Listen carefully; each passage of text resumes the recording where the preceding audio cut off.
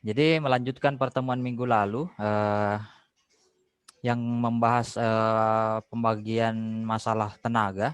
Hari ini kita juga masih membahas tenaga, tapi bukan tenaganya langsung, tapi apa yang mempengaruhi dari tenaga-tenaga kapal ya. Nah, pertemuan 2 ini kita akan membahas mengenai prinsip dasar dari resistensi kapal ya. Apa itu resistensi kapal? Resistensi itu adalah tahanan ya. Jadi kalau misalnya pertemuan minggu lalu itu kita membicarakan mengenai tenaga yang mendorong kapal, sekarang ada yang namanya resistensi atau tenaga yang menahan laju dari kapal itu sendiri ya. Nah, kenapa kita harus mempelajari mengenai gaya atau tenaga yang menahan laju kapal? Karena ini diperlukan untuk menentukan daya yang diperlukan untuk mengetahui berapa banyak horsepower yang dibutuhkan oleh sebuah kapal ya. Jadi untuk menentukan tenaga atau EHP atau efektif horsepower yang digunakan kapal untuk bisa menggerakkan kapal tersebut, maka perlu kita ketahui berapa besarnya tahanan atau gaya yang menghalangi pergerakan kapal itu sendiri. Nah, minggu lalu kan kita bicara masalah IHP, BHP, SHP, dan DHP, dan terakhir itu adalah effective horsepower. Kalau misalnya IHP itu adalah tenaga yang dibutuhkan untuk menggerakkan piston kapal. Kalau selanjutnya ada lagi yang namanya BHP atau tenaga yang telah dikurangi atau tenaga yang sudah sampai pada mesin itu sendiri. Nah, selanjutnya adalah yang namanya SHP atau tenaga yang sudah dikurangi berkat adanya beban atau bobot dari poros baling-baling atau yang biasa dibilang shaft. Kemudian berkurang lagi tenaganya menjadi DHP atau tenaga yang sampai di propeller ya, propeller penggerak kapal. Nah, tenaga yang sudah sampai di propeller ini masih berkurang lagi sehingga namanya menjadi EHP atau effective horsepower ya. Effective horsepower ini adalah tenaga yang memang sudah bisa atau yang sudah mampu untuk menggerakkan si kapal itu sendiri ya. Jadi dari sini dari IHP sampai EHP itu tenaganya terus berkurang. Tenaga yang paling besar itu ada di IHP. Nah, semakin jauh ke belakang itu akan semakin berkurang tenaganya. Nah, untuk menentukan EHP itu sendiri perlu kita ketahui berapa sebenarnya tahanan yang didapatkan si kapal itu sendiri. Jadi kalau misalnya tenaga tahanannya misalnya anggaplah 10 kilo, artinya horsepower-nya atau EHP-nya itu perlu lebih besar daripada tahanan itu sendiri ya. Nah, bisa kita lihat dari rumus EHP atau effective horsepower itu ada ya, rumusnya R dikali V dibagi dengan 75 horsepower metric ya. Horsepower metric ini adalah satuannya. Nah, nanti yang perlu kita ketahui itu adalah berapa resistensinya, berapa kilo, satuannya kilo ya, atau berapa tahanannya. Kemudian berapa kecepatan yang mau dituju oleh si kapal. Jadi semakin tinggi kecepatan si kapal, maka tahanannya juga biasanya akan semakin besar. Ya.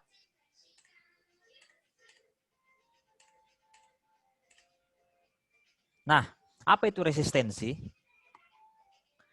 Resistensi itu sebenarnya adalah tahanan. Kalau misalnya yang saya tulis di sini adalah resistensi di perairan itu adalah lambung kapal. Itu karena dia prinsipnya pada lambung atau dasarnya kapal itu kan membelah fluida ya atau membelah air. Nah, pada saat proses kapal itu berjalan, maka air itu bergesekan dengan si dinding kapal. Nah, itulah yang menyebabkan ada yang namanya resistensi atau pergesekan yang menyebabkan tahanan ya. Total tahanan pada lambung kapal itu adalah jumlah komponennya berbeda-beda tergantung bagaimana bentuk kapalnya. Nah, karena berbagai penyebab yang saling berinteraksi dalam sistem inilah, maka biasanya total tahanan itu memang berbeda-beda, tapi secara umum ada 4 komponen utama dari tahanan itu sendiri. Yang pertama itu ada namanya tahanan friksi atau gaya gesek yang saya jelaskan tadi, gesekan antara air dengan dinding kapal. Yang kedua ada yang namanya tahanan gelombang, ada juga yang namanya resisten, eddy resisten atau biasa disebut dengan tahanan gelombang. Tahanan gelombang yang disebabkan oleh bentuk kapal itu sendiri. Dan yang terakhir adalah pengukuran resistensi atau tank resisten, ya. Nah, tapi untuk pertemuan kali ini kita tidak akan membahas semua karena ini total keempat komponen ini tidak selalu akan digunakan ya, tapi yang pasti akan digunakan itu adalah namanya tahanan friksi, tahanan gelombang, ya, seperti itu. Oke. Kita masuk ke pembahasan pertama mengenai tahanan friksi atau tahanan gesek. Nah, tahanan atau hambatan itu tahanan friksi atau hambatan friksi itu disebabkan oleh gaya gesek dari fluida itu sendiri. Fluida ini dikatakan adalah air laut ya. Nah, bisa kalian lihat di gambar. Kalau misalnya arah lajunya kapal itu mengarah ke arah panah yang hijau, maka tahanan friksinya itu mengarah sesuai dengan arah yang merah ya, karena pasti akan berlawanan dengan arah laju kapal. Nah, gesekan antara si fluida ini cairan air laut ini dengan si lambung kapal atau badan kapal yang berada di bawah permukaan air itulah yang dinamakan, yang akan dihitung tahanan friksinya seberapa. Nah, rumusnya adalah 1/2 dikali dengan koefisien gesek dari fluida itu sendiri. Jadi kalau fluidanya itu air tawar akan berbeda nanti koefisiennya. Nah, koefisien ini sudah tentu ya. Tergantung jenis fluidanya, beda antara koefisien geseknya si air laut, air tawar, terus dengan fluida yang lainnya ya. Nah, di situ 1/2 dikali dengan koefisien gesek dari fluidanya, kemudian luas permukaan basah itu adalah luas lambung kapal yang berada di bawah garis permukaan air. Ya, dikali dengan kecepatan kapal itu sendiri ya. V-nya itu pangkat 2. Seperti itu. Nah, ada lagi yang namanya wave making resistant ya. Apa sih wave making resistant itu? Kalau misalnya kita sederhananya, wave making resistant itu adalah gelombang yang dihasilkan dari pergerakan si kapal ya, ini ya, yang biasa berada di posisi depan, yang semakin jauh akan semakin melebar. Ya, gelombang inilah yang dinamakan wave making resistant. Gelombang ini juga menyebabkan tahanan terhadap laju kapal itu sendiri ya. Nah, di sini bisa kalian baca. Tahanan wave making resistant adalah hambatan yang diakibatkan oleh adanya gerakan kapal pada air sehingga dapat menimbulkan gelombang ya. Nah, apa yang menyebabkan gelombang? Yang pertama, pergerakan lambung kapal di dalam perairan itu sendiri. Yang kedua, prosesnya itu, nah, dengan adanya pergerakan kapal, artinya kapal ini memiliki tenaga gerak. Nah, tenaga itu ditransfer dan berubah menjadi gelombang ya. Jadi tenaga dari mesin ini menggerakkan kapal, kemudian tenaganya itu ditransfer sehingga menyebabkan gelombang ya, karena ada tekanan dari kapal itu sendiri. Nah, namun dengan adanya perubahan energi yang tadinya energi mekanis menjadi gelombang, ini menyebabkan gangguan gelombang atau wave disturbance yang akhirnya akan membebani kapal itu sendiri ya. Nah, ini bisa dilihat ada energi yang berubah menjadi gelombang. Jadi awalnya itu energinya energi mekanis dari mesin diesel, kemudian dirubah menjadi energi gerak. Nah, energi gerak ini sebagian akan hilang. Kenapa bisa hilang? Karena dia diserap oleh si gelombang ini sendiri. Artinya ada perubahan energi menjadi gelombang sebagian, ya. Nah, rumusnya biasa resistant wave ini disimbolkan dengan RWM. Rumusnya itu 1/2 dikali massa jenis fluidanya, mirip seperti tadi ya rumusnya, dikali dengan koefisien of wave making ya. CWM ini tergantung dari bentuk-bentuk kapalnya itu sendiri. Jadi kalau misalnya beda bentuk kapal, maka beda juga koefisiennya. Nah, selanjutnya ada yang namanya dikali dengan luas permukaan atau luas penampang yang berada di bawah air, atau luas si kapalnya itu yang berada di bawah air, dikali dengan kecepatan kapal ya. Nah, sekarang ini kita tidak akan belajar berhitung dulu. Kita akan belajar untuk memahami apa dulu tahanan-tahanan yang terjadi pada kapal bergerak. Nah, selanjutnya ada lagi yang namanya appendage resistant atau tahanan yang disebabkan oleh adanya bagian-bagian tambahan pada lambung kapal. Nah, bagian-bagian tambahan itu biasanya bentuknya seperti ini, bulbos, ini namanya bulbos. Ini sebenarnya tujuannya untuk menstabilkan kapal ya, supaya kapalnya itu pada saat menghantam gelombang itu tidak terlalu goyang atau tidak terlalu tinggi naiknya, maka harus ada bulbosnya ya. Karena biasanya kapal-kapal biasa itu yang lurus saja ke bawah, itu kalau menghantam gelombang, ada itu kapal yang lurus saja begini ya. Kalau menghantam gelombang dia pasti akan loncat ke atas kapalnya ya, tapi kalau ada bulbosnya itu ada penyeimbangnya. Jadi tidak semua gaya tekan air itu mengarah ke atas, ada juga yang mengarah ke bawah. Nah, bagian-bagian tambahan yang lain itu seperti sirip, kemudi kapal, dan ini ada namanya fin ya, atau stabilisernya si kapal itu sendiri. Nah, ini dengan adanya alat-alat tambahan ini akan menyebabkan resisten atau tahanan tambahan pada kapal ya. Kenapa bisa? Karena dengan adanya alat-alat ini maka akan menyebabkan adanya pusaran ya pada saat kapal melaju. Nah, itulah yang menyebabkan adanya appendage resistant. Ini rumusnya.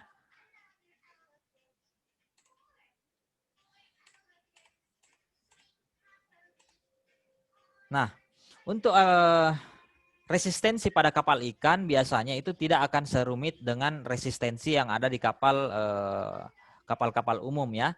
Biasanya untuk perikanan itu yang kita perhitungkan itu cuma ada yang namanya wave making resistant ya. Apa itu wave making resistant? Adalah perbandingan antara panjang kapal dengan kecepatannya ya. Nah, biasanya untuk panjang sekitar 30 meter itu wave resistennya itu 0,9 sampai dengan 1,2 kilo ya. Nah, sekarang kenapa kita harus perlu membahas resistensi? Karena kita kembali ke pembahasan minggu lalu ya, di mana itu kita membahas masalah effective horsepower. Nah, effective horsepower itu adalah tenaga yang dibutuhkan untuk menggerakkan kapal ke depan ya. Nah, untuk menggerakkan kapal ke depan itu eh, diperlukan tenaga atau EHP yang harus lebih besar daripada resistensinya itu sendiri, atau harus lebih besar daripada tenaga yang menahan si kapal itu sendiri ya, pada kecepatan tetap. Karena berbeda lagi EHP yang diperlukan untuk menambah kecepatan. Jadi sekarang kita itu akan membicarakan mengenai berapa tenaga atau berapa EHP yang diperlukan kapal untuk bisa mempertahankan kecepatannya ya. Karena perhitungan untuk menambah kecepatan itu pasti harus lebih besar lagi EHP-nya. Nah, jadi kalau untuk sederhananya EHP atau effective horsepower itu yang baik adalah effective horsepower yang jauh lebih besar daripada nilai resistensi fluida dari kapal itu sendiri. Nah, biasanya untuk kapal-kapal perikanan itu tidak akan ada pengukuran secara langsung mengenai seberapa besar resistensinya. Nah, tapi biasanya cara pengukuran atau cara estimasi dari resistensinya itu dengan cara membuat miniaturnya kapal, kemudian diukur menggunakan bak tes ya. Jadi bak tes itu adalah kolam yang bisa dialiri air, kemudian kapalnya itu ditarik. Nah, alat yang menarik kapal ini atau alat yang menarik si miniatur kapal yang ada di kolam tes inilah yang akan diukur seberapa besar tekanannya ya. Nah, tekanannya itu dalam bentuk kilogram. Jadi biasanya untuk kapal-kapal perikanan itu yang diukur tidak langsung diukur kapal dalam ukuran realnya, tapi cuma modelnya yang diukur. Nah, ini yang minggu lalu. Nah, kenapa kita perlu menghitung resistensi? Yaitu yang perlu kita ketahui, sistem penggerak kapal itu kan sangat penting untuk dihitung. Jumlah horsepower untuk tenaga penggerak itu harus lebih besar dibandingkan gaya resistensinya. Nah, kita perlu menghitung resistensi untuk menghitung nilai efisiensi sebuah sistem penggerak. Jadi misalnya, kalau horsepower-nya itu tidak terlalu besar, artinya mesin yang akan kita gunakan itu harus dipacu dengan putaran yang tinggi supaya bisa mempertahankan posisi si kapal ya. Nah, kalau misalnya mesinnya terus-terusan putaran tinggi, artinya akan boros bahan bakar. Itu sebenarnya tujuannya dari mengetahui resistensi dari kapal itu sendiri ya. Ini dengan kondisi EHP-nya tidak terlalu besar dibandingkan dengan resistensinya atau yang gaya yang menahan si kapal ya. Nah, sejauh ini apakah ada pertanyaan? Silakan bertanya ya. Jadi saya memang tidak terlalu menjelaskan secara detail supaya kalian bisa bertanya. Oke, silakan.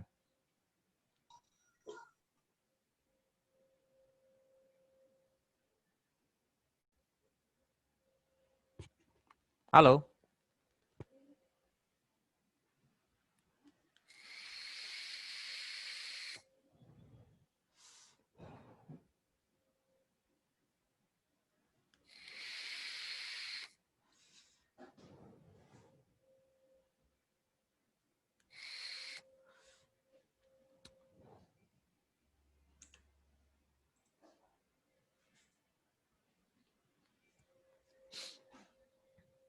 Ya, jadi hari ini kita akan kita sudah membahas mengenai resistensi. Resistensi itu adalah gaya yang menghalangi laju kapal. Nah, secara teori, kalau misalnya kita mau membuat kapal yang baik, itu adalah horsepower-nya harus lebih besar dari gaya resistensinya. Intinya kesimpulan dari kuliah ini adalah itu. Oke, silakan bertanya bagi yang mau bertanya.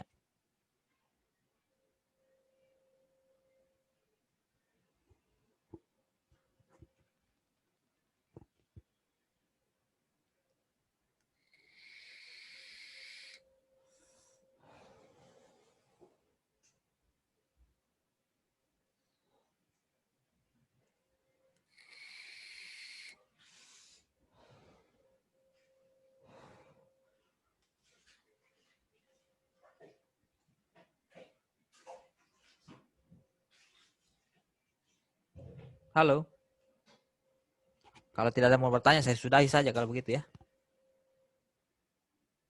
Silakan kalau misalnya ada yang bingung, bisa bertanya, didiskusikan ya.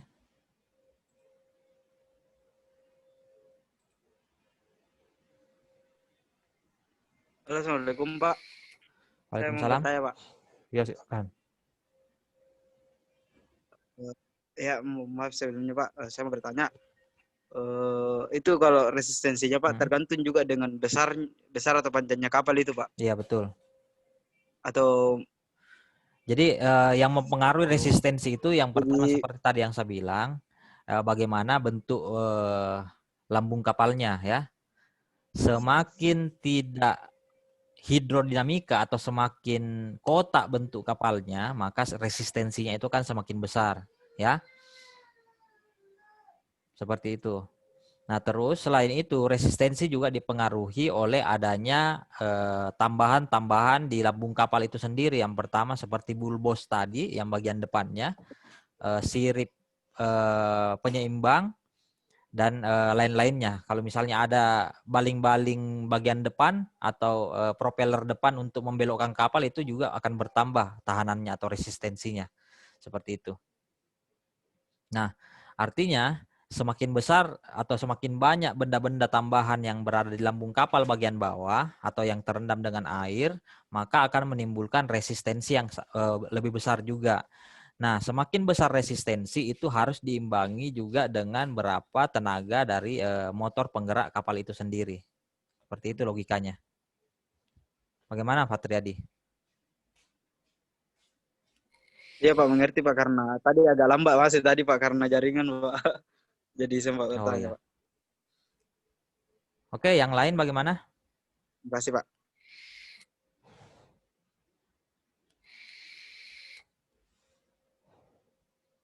Saya Pak. Siapa? Saya Pak. Sulistiadi Pak. Oh ya, silakan Sulis. Arus Pak masuk di resistensi di mana Pak?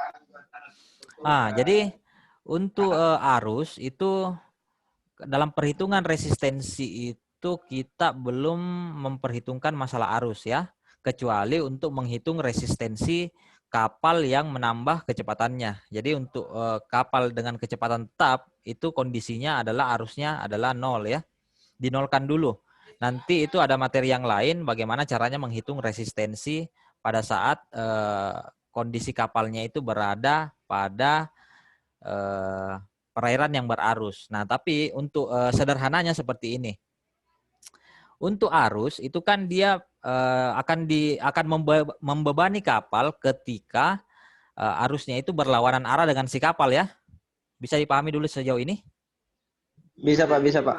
Nah, jadi kalau misalnya arusnya itu berlawanan arah dengan kapal, maka kecepatan si arus ini akan dijumlahkan dengan si kecepatan kapal. Misalnya kecepatan arusnya itu 10 meter per detik ya. Sedangkan kecepatan kapal itu adalah 5 meter per detik. Jadi ditambah saja menjadi 15 meter per detik. Jadi logikanya itu bahwa anggaplah kecepatan arusnya itu 0 dan kecepatan kapalnya itu menjadi 15 meter per detik. Seperti itu teorinya. Ya. Jadi semua perhitungan-perhitungan rumus tadi itu menganggap bahwa kecepatan arus itu dinolkan dulu, ya. Paham maksudnya logika berpikirnya? Atau begini? Iya Pak, iya Pak, paham Pak. Ya, jadi dinolkan dulu ya karena akan sulit dihitung kalau misalnya yang bergerak itu ada dua, air dan kapalnya. Jadi arusnya itu dinolkan dulu, kemudian kecepatan arusnya dipindahkan menjadi kecepatan si kapal. Seperti itu dijumlahkan. Oh, jadi dihitung berbeda dulu Pak, terus dijumlahkan. Iya, betul. Karena sulit itu kita menghitung kalau misalnya ada kapalnya bergerak, arusnya juga bergerak. Berarti ini Pak, resistensi apakah angin juga mempengaruhi Pak pergerakan kapal? Angin itu mempengaruhi pergerakan kapal. Nah, tapi yang kita hitung sekarang ini kan tekanan atau resistensi fluida dulu. Sedangkan angin itu tidak masuk di fluida ya. Bisa dipahami? Bisa Pak, bisa Pak. Jadi resistensi yang berada di bawah air saja dulu kita hitung.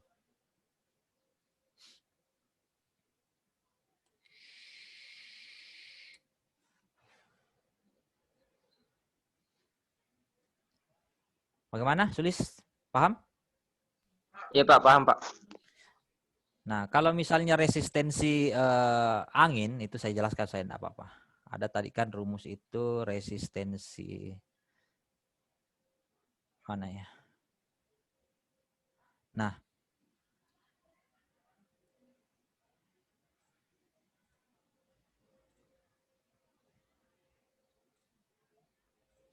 Nah, ini ya, coba diperhatikan. Ini kan sebenarnya resistensi dari fluida itu, kenapa tidak muncul? Sudah kelihatan enggak? Kelihatan ya? Tidak Pak. Ya Pak, kelihatan Pak. Nah, jadi sebenarnya untuk secara teori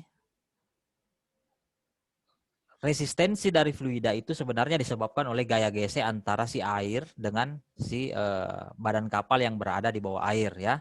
Nah, sedangkan untuk resistensi udara atau frictional air resistant itu adalah gaya gesek yang disebabkan oleh adanya angin yang bergesekan dengan badan kapal yang berada di atas air ya. Nah, sehingga rumusnya itu tidak jauh berbeda, cuma yang beda itu coefficient of friction-nya atau CF-nya ya. Ininya saja yang berbeda. Karena akan berbeda coefficient of friction antara air dengan udara ya. Terus yang dihitung juga itu adalah luas permukaan, ini bukan luas permukaan basah tapi luas permukaan yang berada di atas air ya, seperti itu. Nah, itu saja bedanya. Nah, coefficient of friction ini kalau misalnya kita menghitung hambatan udara yang berada di atas air itu akan berbeda-beda nilainya. tergantung juga dari bagaimana bentuk kapalnya. Kalau misalnya di kapalnya itu kan biasa ada bagian yang rumah kemudi itu biasanya tegak ke atas ya, lurus, tidak aerodinamis. Nah, itu akan semakin besar koefisien friksinya atau tahanannya akan lebih besar, nilai tahanannya seperti itu. Nah, bagaimana caranya menghitung koefisien of friction? Itu biasanya dilakukan di wind tunnel atau terowongan udara menggunakan miniatur dari kapal itu sendiri, kemudian dihitung berapa hambatan yang disebabkan oleh bentuk kapal yang berada di atas air ya. Ini harus melalui percobaan untuk mengetahui berapa sih sebenarnya koefisien of friksi dari bentuk kapal ini, bentuk kapal A misalnya, bentuk kapal B itu akan berbeda juga. Ya. Oke, bagaimana Sulistiadi? Ya Pak, paham Pak. Oke. Jadi sekarang kita itu menghitung dulu resistensi yang fluidanya saya dulu.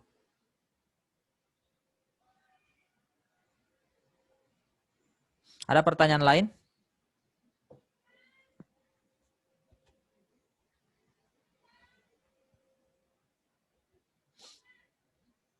Nah, jadi secara sederhana, maka tahanan-tahanan yang akan dihitung itu yang pertama adalah tahanan friksi ya. Yang kedua ada yang namanya wave making resistant. Dan yang ketiga itu adalah appendage resistant, itu untuk tahanan yang ada di bawah air. Jadi ini nanti kalau misalnya ketahuan misalnya tahanan friksinya itu anggaplah 15 kilo ya. Terus wave making resistennya itu ada 15 kilo juga, sudah 30 kilo. Terus karena banyak alat-alat tambahan yang berada di kapal, belum lagi ada tonjolan sonar, ada yang lain-lainnya, ada misalnya selang yang turun ke air, itu pasti akan dihitung juga tahanannya.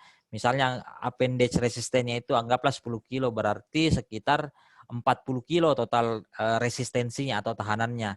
Nah, mesin yang baik itu harus memiliki EHP atau effective horsepower yang bisa menanggung tahanan yang ada di kapal ini, dan kondisinya harus lebih besar dari hambatannya ya.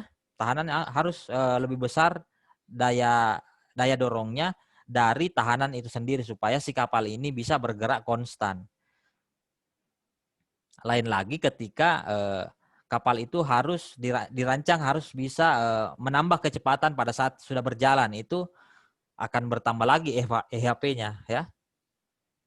Seperti itu. Ini dasarnya saya dulu.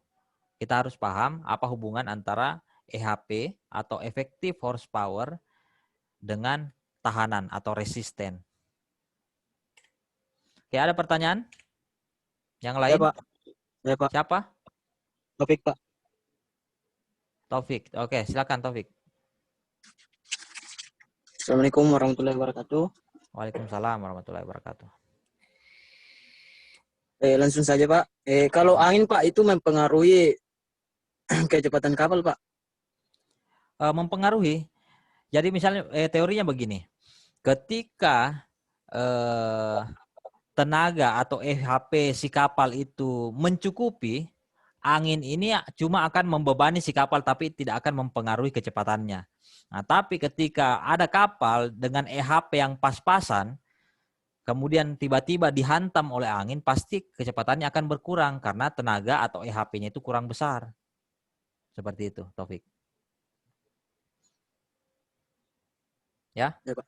Ini kan kita bicara masalah apakah angin mempengaruhi kecepatan kapal. Ya, sederhananya kalau mesinnya tidak kuat menanggung tahanan angin, itu pasti akan berubah kecepatannya, akan melambat. Nah, tapi ketika EHP-nya itu besar, maka itu cuma akan membebani mesin, tapi tidak akan merubah kecepatan. Seperti itu. Ya kan Pak, begini Pak. Kan pengalaman kemarin ini Pak, kalau ada angin pasti ada arus Pak, begitu Pak. Iya, memang seperti itu. Tapi ini kan kita bicara dulu masalah resistensi saja dulu ya. Ya, Harus permukaan. Nah, kalau masalah arus itu sama jawabannya seperti tadi. Arus itu pasti akan mempengaruhi resistensi. Nah, cara menghitungnya arusnya dinolkan, kemudian kecepatan arusnya itu dialihkan menjadi kecepatan kapal untuk mengukurnya. Sama juga kecepatan angin Pak, harus dari nol juga Pak. Iya, sama. Oh, iya. Jadi Iya, kecepatan anginnya itu dinolkan dulu karena kita akan menghitung perbandingan antara perpindahan antara kapal dengan si angin. Kalau misalnya semuanya bergerak itu kan akan sulit untuk dihitung. Jadi kecepatan anginnya dinolkan, kecepatan anginnya itu dialihkan ke kecepatan si kapal.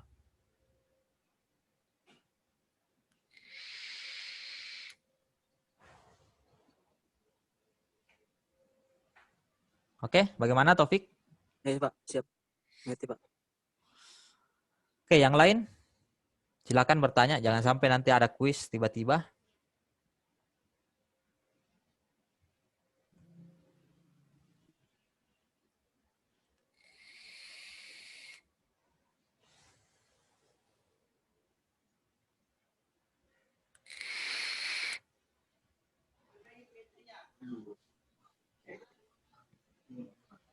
Berarti ini resistensi fluidanya Pak tergantung dari draft kapal yang mulai dari permukaan sampai ke bawah Pak. Yang bagian kapal yang tenggelam. Semakin banyak bagian kapal yang tenggelam, itu kan artinya luasannya akan semakin bertambah toh. Iya Pak. Luasan benda yang berada di bawah permukaan air semakin luas, maka tahanannya akan semakin besar. Makanya Bagaimana untuk itu Pak? Kan sering kemarin pas di Balikpapan PKL Pak, sering ada kapal yang kosong Pak. Terus draft kapalnya itu lebih di bawah yang bagian belakang Pak, karena muatan sementara kosong. Jadi kayak kapalnya itu di haluan lebih di atas sih Pak. Iya betul. Terus masalahnya?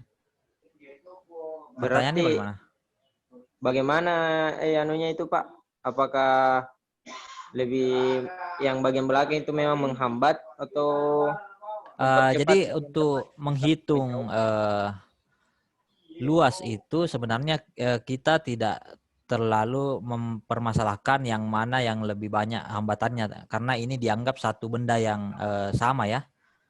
Nah, makanya untuk perhitungan resistensi itu akan sangat sulit kalau misalnya kita akan menggunakan kapal yang ukuran realnya. Biasanya itu kita menggunakan miniaturnya. Jadi dicoba berkali-kali dengan berbagai macam kondisi. Misalnya berat di depan, resistensinya berapa? Berat di belakang, resistensinya berapa? Atau full muatan, resistensinya berapa? Atau kapalnya kondisinya kosong, itu resistensinya berapa? Seperti itu.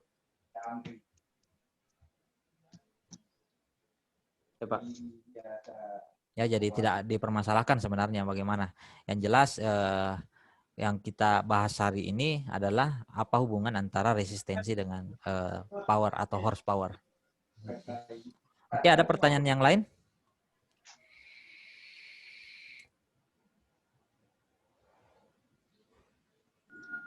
Saya Pak. Silakan, Elin. Saya tadi mendengar Pak, kalau air asin dengan air tawar itu mempengaruhi juga Pak. Betul. Jadi setiap jenis fluida itu kan ada massa jenisnya ya.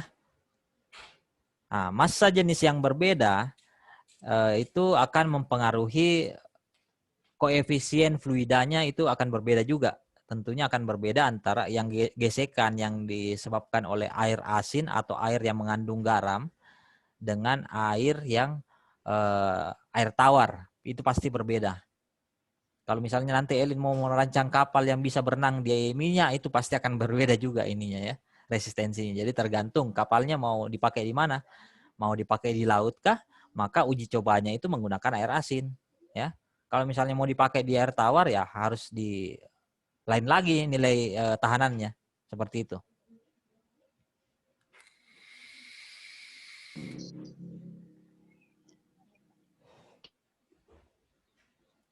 Nah, jadi tapi kalau misalnya kita mempermasalahkan masalah massa jenis, air asin saja di seluruh dunia itu tidak akan sama massa jenisnya karena ada yang tingkat salintasnya tinggi, ada tingkat salintasnya tidak terlalu tinggi ya.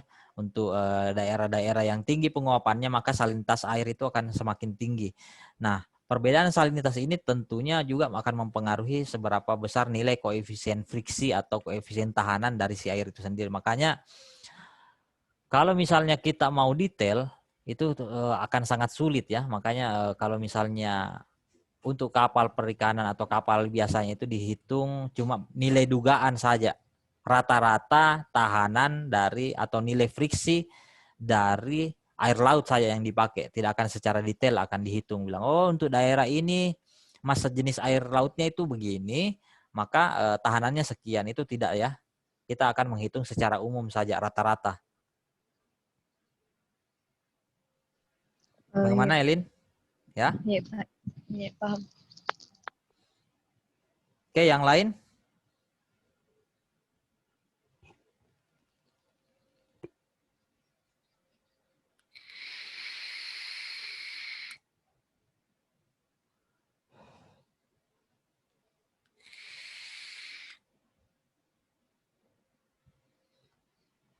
Apa masih ada yang mau bertanya? Bagaimana itu bahan di e-learning? Apa sudah bisa diakses?